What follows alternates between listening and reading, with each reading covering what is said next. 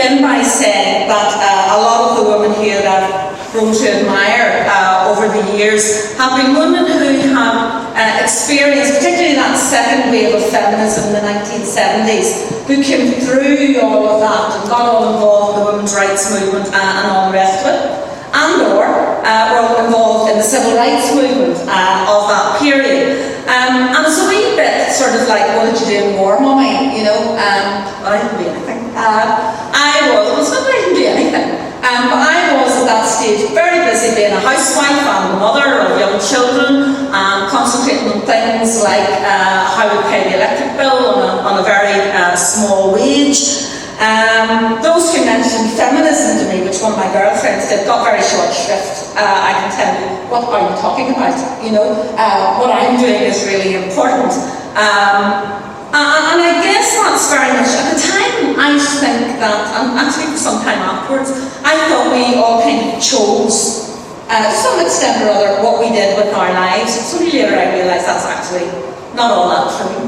There are points where you make choices, but sometimes, for example, I left school when I was 15 and went out and got a job and, you know, went out with boys, got married very young and had kids. That's what you did in my family, in the house and estate that I lived in. But the really life-changing thing that happened for me, I found myself living in a house and estate outside Lisburn. And the girl that I went to primary school with and secondary school, my best friend for many, many years, came to live around the corner. And she asked me would I go to night school with her. I mean, I looked at her as if she had 3 heads, you know. I did read a lot, but I mean, I didn't go to any kind of classes, didn't do anything like that. But she'd always done sort of extramural things and so forth. And then she decided she was doing A-levels. And she said, well, you and me were always the same. We always liked history at school. Why don't you come with me? And I was just fed up enough. You know, I'd been married long enough. I'd been, you know, just lots of babies and nappies, and the foster child we were looking after at the time was very difficult and what have you. And I thought, well, you know, and she says, we'll go for a pint afterwards.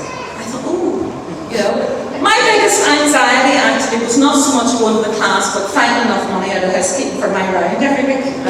But once I mastered all of that, I went along to night class. More as a social thing than anything else. And, you know, you all know the educating me story. Just loved it. Head had been working in terms of all the things I did at home, but being able to kind of read about things that excited me and to talk about them and to engage with other people was just brilliant. I fell in love with history and with literature. But one of the exercises we did was filling out the university entrance form. And I literally did find myself with an offer to Queen's. When my kids, the youngest was just starting primary school and so forth. So I went to Queen's, doing English and history again, and I loved it. So you undergo that kind of personal growth and an intellectual growth. But I think as well as that, you're not only beginning to kind of like deconstruct things, take them apart and think about them differently, but your boundaries are shifting. You're meeting people from different places, people who think differently, who have different experiences from you and all the rest of it. But what really began to move me up onto another path was beginning teaching. Not just in the university where as a postgrad you take tutorials and all the rest, but much more interestingly, one of the new friends I've made, they're still my best friends, a group of women who, like me, were housewives and mothers and had gone back into education. And they became my best friends. One of them asked me when I take class for her while she was on maternity leave. That's how long ago it was. That girl got married the other week. But she asked me when I take a class, and it was up in West Belfast. And it was a time in crossing town. I live in Glenbourne. Crossing town to West Belfast with bombs going off and things happening and so forth wasn't all that easy, especially if you're teaching Irish history. It was a completely new experience, but I loved it. And it taught me, if you like, what teaching is really about. These were people whose educational experience had been broken apart because of the Troubles, who now had come to a stage in their lives where they had a passion for moving on, for progressing, for questioning why they were there, what had happened to them, what was happening with this country, and so forth. And whether we were just doing basic literacy, or O-level history, or access to university courses, or whatever, I learned more from my interaction with those adults wanting to go back to university than I did anywhere. But suddenly I was looking for an academic job.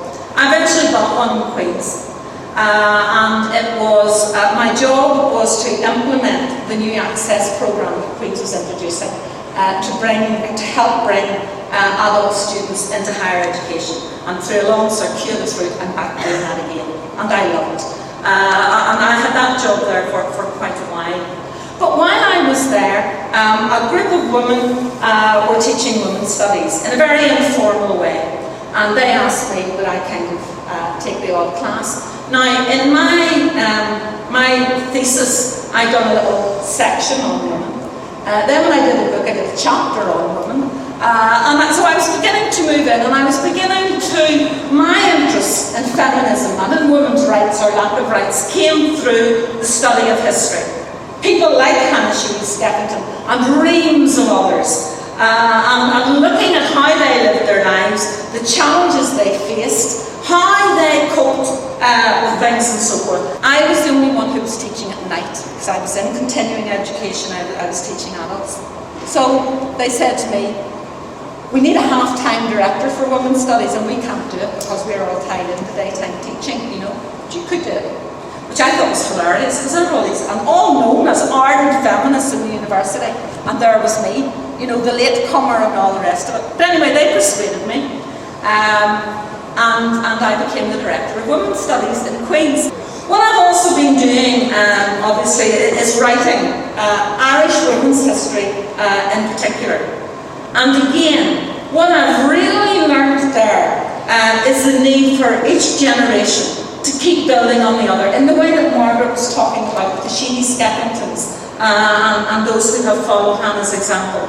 And I suppose what I really learned when I studied this country and women's lives in it, is about the complexity, the diversity, the richness of women's lives. One of the key things I think I discovered that was that the women of the past, just like the women of today, were not silent, oppressed individuals in the way they sometimes appear in the history books, but within the obvious constraints of their time period. Like us in our time period, women have always displayed a remarkable degree of resourcefulness, whether in pursuit of personal fulfilment, in the interest of family survival, or in the struggle to further the education, the health, and the political progress of other Irish women. And I want us to keep doing that. I'm just going to show you a few pictures from the photographic history. What obviously is my passion is education. And the people I really admire are people like Isabella Todd, who fought a huge battle at the time when middle-class women's education was really about painting, drawing, a little language, perhaps, who fought for women, young girls, to have the right to an academic education. And she and the others with her succeeded. So that Victoria College Girls' School, the first generation who were able to work in the science laboratories and to take proper, if you like, academic exams.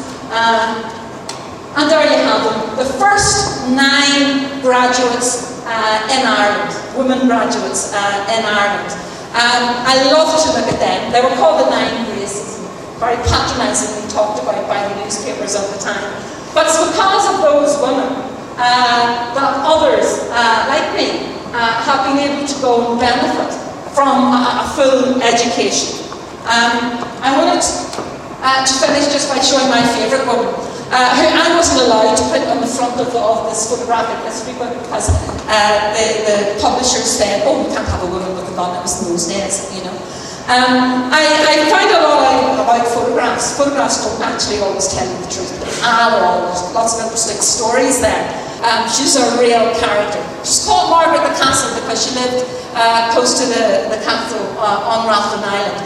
And she was a character.